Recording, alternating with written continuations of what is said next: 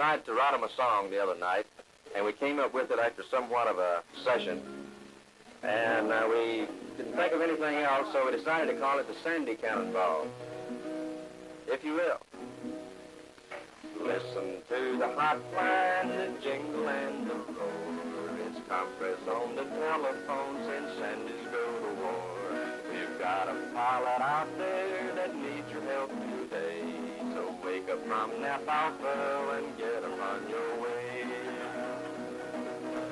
We dashed out to our six-pack, the weather it was bad. They'd take on any mission in a mighty super span. Roll on down the runway with a rumble and a roar. Pass across the thresholds and climb you frigging horde. Headed for Moguia with a full head of steam.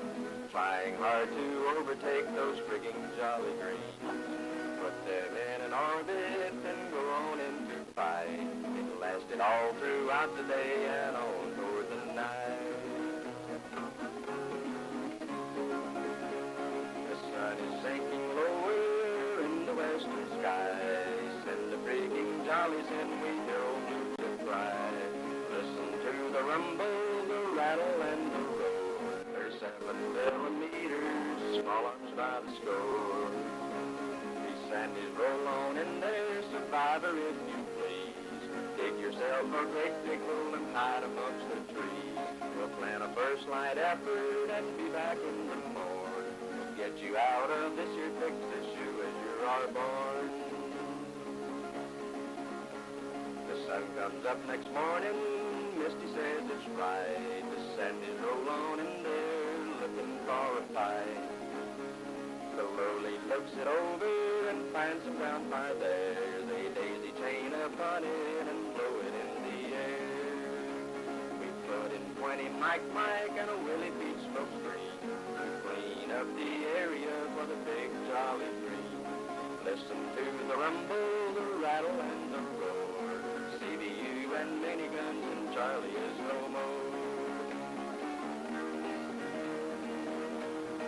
Charlie, come on in where the area is clean. From here on in, this pickup is gonna be routine. The Jollies come on in there, thinking things are great. They get into a hover and then we meant to brave.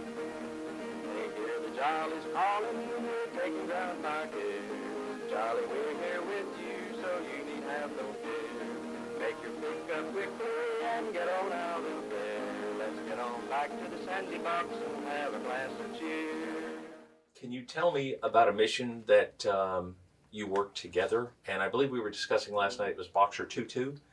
How did you guys, were you wingmen, and how did you get involved in that whole rescue mission? Yeah, it's a good question. There was a change when I first got to NKP, Nakhon Phanom, Thailand, which is our base. Each of the 3 squadrons there, the 602nd Squadron that I was in, the 1st Squadron that Jim was in, and the 22nd Squadron, each had distinct individual mission areas. And one of our primary responsibilities in the 602nd was running and conducting the search and rescue efforts when anyone got shot down. Eventually, we lost so many guys both doing that and through the normal rotation because of the one-year tours that we didn't have enough people really to do that job well. And we had a lot of lieutenants, so we had a lot of relatively inexperienced guys.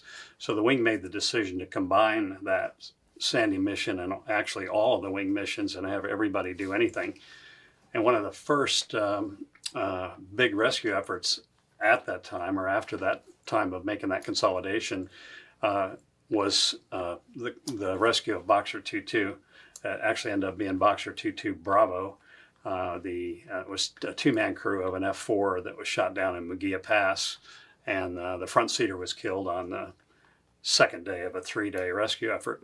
But on the first day, Jim and Ron, myself, Ron Rounce, and a major that was my wingman, we were the 4 guys sitting on Sandy Alert. I was Sandy 1. This major was my wingman. One of our contemporaries, Ron Rounce, was Sandy 3 and Jim was Sandy 4. So we were launched off alert about 10 o'clock in the morning to go out to Moguia Pass and try to effect the rescue of this F4 crew that had been shot down in probably the absolute worst possible place they could have been.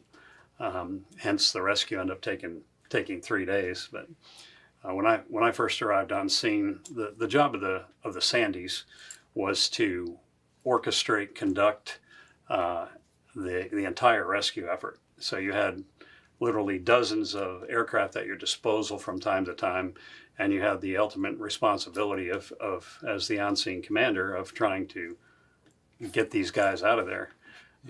Find a survivor, determine the situation at hand, suppress that, and effectively have a pickup attempt. And fundamentally, we try to make it safe enough for the helicopters to come in, and you know we couldn't do that. We could do a lot of things with the Skyraider, but we couldn't actually land and pick anybody up.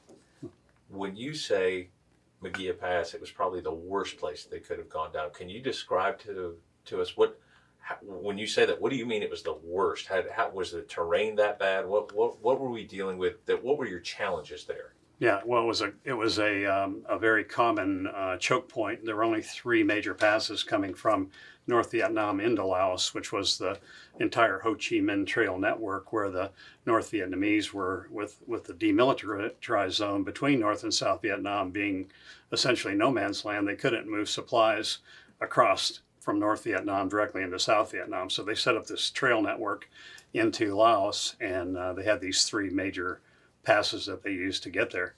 Moguia was probably one of the most heavily defended locations in the history of air warfare. And it was a very narrow, steep pass as it came out of North Vietnam. It widened out a little bit in the area where these guys were shot down. The roads had been bombed for years, so it looked like the surface of the moon with these gray karst formations sticking up, kind of a limestone vertical limestone formation sticking up on either sides of the trail and the river that ran down through the middle of it. And it was a bad area because of all the guns. There was no place to hide down there, and it was small.